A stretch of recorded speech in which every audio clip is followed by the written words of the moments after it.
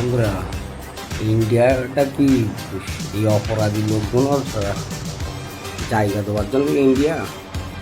মোদি কি মনে করেছে যেখান থেকে প্রধানমন্ত্রী চলে আসছে আর ইন্ডিয়া এসে জায়গা নিচ্ছে?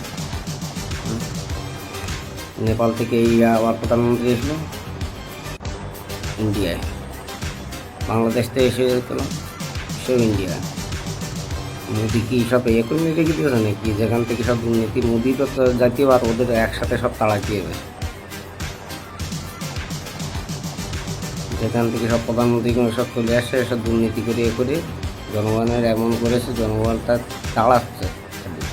এই মোদিরও তাড়া দিয়ে দেয়। হ্যাঁ দেখো, নেপালের প্রধানমন্ত্রী আবার এখানে এসে জায়গা দিয়ে চালাকি হচ্ছে নাকি? এটা ইন্ডিয়া। তোমরা বাদশাহী বসে থাকবো, রাজাই বসে থাকবো, একা সব নিয়ে নেওয়া আর জনগণের সব বেকার প্রত্যেক দেশে।